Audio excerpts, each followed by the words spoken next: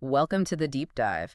The IT landscape for MSPs, it just keeps getting more complex, doesn't it? Oh, absolutely. I mean, with hybrid work pretty much standard now, everyone leaning into the cloud, and those multi-tenant setups just broadening the attack surface like crazy. Yeah, it's a much bigger playing field for attackers. And the threats, well, forget about it. We're seeing automation, AI-powered attacks, really sophisticated obfuscation techniques.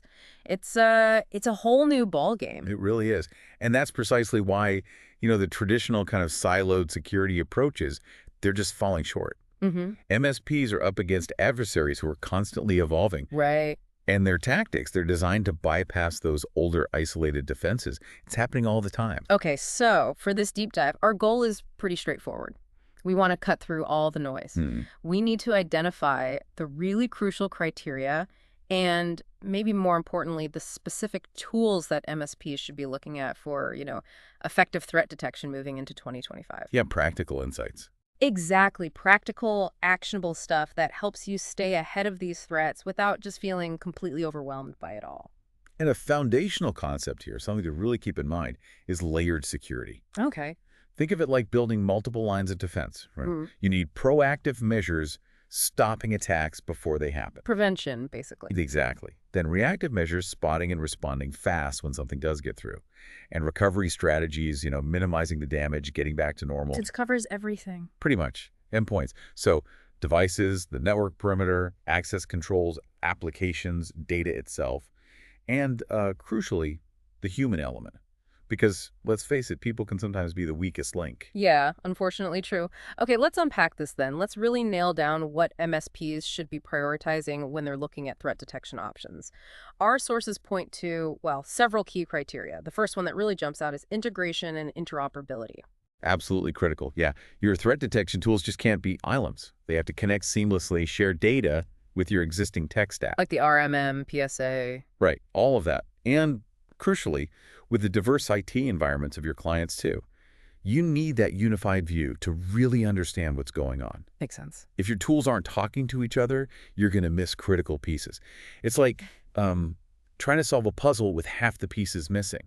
You just can't see the full picture. Right, you need the whole story, not just isolated alerts popping up everywhere. And that leads us straight into the next key criterion. Automation and response. We're all looking to reduce manual effort and speed things up, aren't we? Exactly. I mean, the sheer volume of alerts, the sophistication of these threats, manually triaging and responding to every single thing is just, it's not feasible anymore. No way. So automation is essential. It helps you quickly identify, analyze, and act against threats. This cuts down incident response times dramatically, frees up your team for more strategic work. Like having a super efficient assistant handling the first pass. Precisely. It handles that initial grunt work of threat analysis. Okay, makes total sense. Then, complete visibility. Now, this sounds a bit like integration, but it seems more focused on how you actually see the information. That's a great way to put it, yeah. Complete visibility means having unified dashboards, yes, but also the ability to correlate events across different environments. So on-prem, cloud, different clients. All of it. You need to see patterns, understand the context of an alert to grasp its real significance. It's about connecting those seemingly separate dots to uncover the full story of a potential attack. Which you can't do if the data's stuck in different silos. Exactly right. Trapped data is useless data in that context. And for MSPs, specifically multi-tenancy, that's got to be non-negotiable, right? Oh, without a doubt. MSPs manage tons of clients, often with very different security needs, different compliance rules. Multi-tenancy ensures each client's data is totally separate, securely isolated. It lets you manage their security effectively without risking spilling data or configurations between clients. So client-level segmentation. It's not just best practice, it's often a hard requirement. Security, compliance, it prevents accidental or even malicious cross-client access. Huge concern. Got it. Okay, finally, our sources really hammer home ease of use and deployment.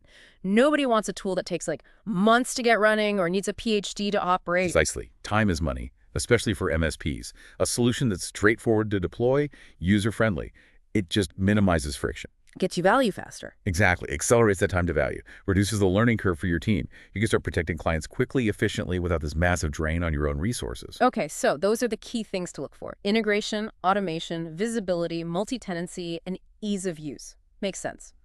Now, let's get into some specific tools our sources flagged as particularly relevant for MSPs in 2025. First up, Microsoft Defender for Endpoint. Right. Defender for Endpoint. It's a very strong contender, no question, especially if your client base is heavily invested in the Microsoft ecosystem. So Microsoft 365, Azure, maybe hybrid AD setups. Exactly. That's where it really shines. Its biggest strength is that tight integration. Think of it like pieces of the same puzzle all designed to fit perfectly together. Okay, so what are the key advantages specifically in that Microsoft world? Well, that deep integration with the whole Microsoft security suite is huge for things like threat hunting, incident response, workflows. Smoother process. Much smoother. It gives you really rich telemetry, basically, a deep, constant stream of data about what's happening on endpoints. Real-time detection, automated investigation, even automated remediation in some cases. Okay. Plus, it has robust EDR endpoint detection and response capabilities. So continuously monitoring and responding to threats right on the device. And sophisticated behavioral analytics to spot subtle malicious activity. And the multi-tenancy piece for MSPs. Yeah, that's handled through Microsoft 365 Lighthouse. It gives MSPs a central place, a single pane of glass, to manage lots of client environments efficiently. But it can't be perfect. Are there any potential downsides or things MSPs should watch out for? Our sources mention a couple of things. Navigating the licensing options and figuring out the different feature sets can sometimes be a bit complex. Okay, the Microsoft licensing maze? It can be, yeah. Yeah. And it's also worth noting, it might be less intuitive, maybe offer less comprehensive coverage if you manage a lot of non-Microsoft environments, Macs, Linux, different cloud platforms. Right. And finally, you often need to invest some time fine-tuning the alert settings.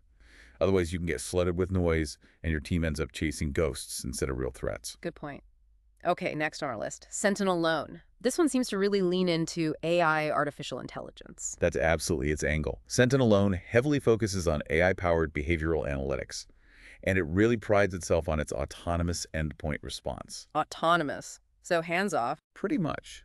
The core idea is that it can detect, contain, and even fix threats on endpoints without needing manual intervention. That can be a massive time saver for MSPs, especially managing lots of endpoints. I can see that. It allows for really scalable protection across diverse environments with less direct management needed. Imagine like an AI security guard on each machine ready to act instantly. And it handles the multi-client aspect well. Yes, Sentinel has strong multi-tenant support.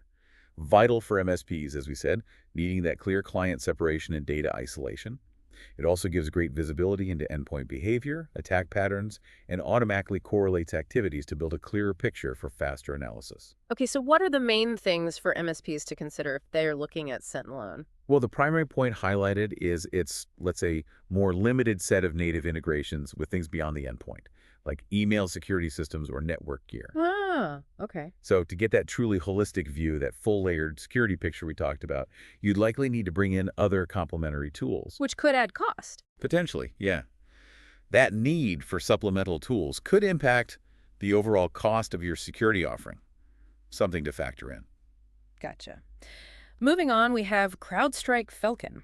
This is often described as a multi-tenant EDR XDR platform known for threat intelligence. Yeah, CrowdStrike Falcon is definitely a major player. You see it a lot, especially with MSPs serving mid-market or even enterprise clients. It's well known for its lightweight agent doesn't bog down machines. That's important. Very. And it provides real-time protection and response, not just on endpoints, but also across workloads, even identities. The global threat intelligence piece is a big strength. How does that work? It's fed through their centralized multi-tenant console, gives you really valuable context on emerging threats worldwide.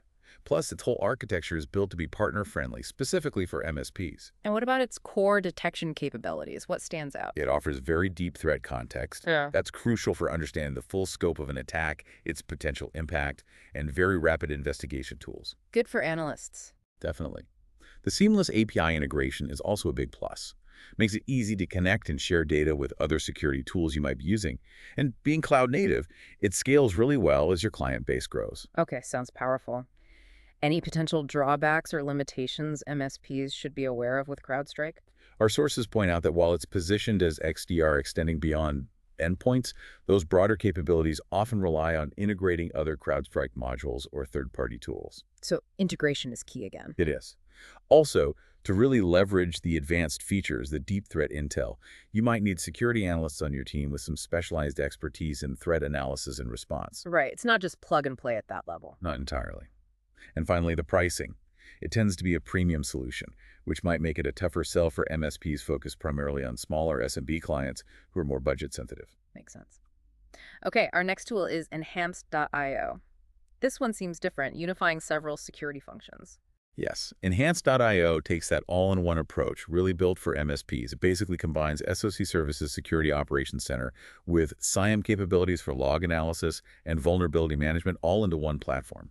So trying to reduce tool sprawl. Exactly. The idea is to give MSPs comprehensive visibility and control across the whole attack surface, directly supporting that layered security strategy we keep mentioning. If you're looking to consolidate your security stack, it's definitely an interesting option. No. And what's under the hood? What technology powers it? At its core is Stellar Cyber, which is an AI-powered Open XDR platform. It pulls in and analyzes data from all sorts of security tools and sources in real time to spot threats. Okay. And that's combined with 247 SOC monitoring by actual security experts, plus proactive threat assessments to find weaknesses before they get exploited. So the big advantage is that consolidation, fewer tools to manage. That's the main pitch. Enhanced.io aims to cut down the complexity, the overhead of managing a bunch of separate security tools. By bringing critical functions together, it reduces sprawl, minimizes manual work, and ultimately aims to boost security for the MSP and their clients. And the pricing. Our sources suggest their pricing model is specifically designed to fit the MSP business model, which could be a significant plus financially. Interesting. Okay, last on our list for today. Rapid7 Insight IDR. Cloud-native SIEM focus on user behavior. That's right. Rapid7 Insight IDR primarily focuses on combining traditional SIEM log aggregation analysis with modern UEBA. User and entity behavior analytics. Exactly. UEBA is all about looking for unusual patterns in how users and devices behave, trying to detect those subtle threats that might slip past traditional defenses. Like compromised accounts or insider threats. Precisely. By spotting anomalies in behavior, it provides really valuable context by correlating events across cloud, on-prem infrastructure, and endpoints. What are its strengths that might appeal to MSPs? The interface is generally considered pretty intuitive, which is a plus. Shortens the learning curve, speeds up time to value. Always good. It also offers a bunch of pre-built detections, specifically designed for hybrid and cloud setups, saving MSPs configuration time. And it includes built-in deception technology. Like honeypots. Yeah, things like honeypots. A proactive way to lure and maybe catch attackers already inside the network. Okay. Any potential drawbacks or considerations for Insight IDR? Well, our sources indicate it doesn't quite offer the same level of fully automated response you might find in some dedicated XDR platforms we talked about. More detection-focused than automated remediation? Generally, yes. Also, its native EDR functionality is a bit limited compared to standalone endpoint solutions, so you might need to integrate it with third-party EDR tools for that comprehensive endpoint visibility. Which, again, could add cost and complexity. It potentially could, yes. Something to weigh up. Okay, so we've looked at Defender, Sentinel-Alone, CrowdStrike, Enhanced.io, and Rapid7 Insight IDR.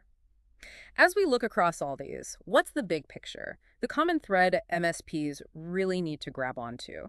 The clear trend, it's undeniable, is this big shift towards more integrated, more intelligent, and highly scalable threat detection.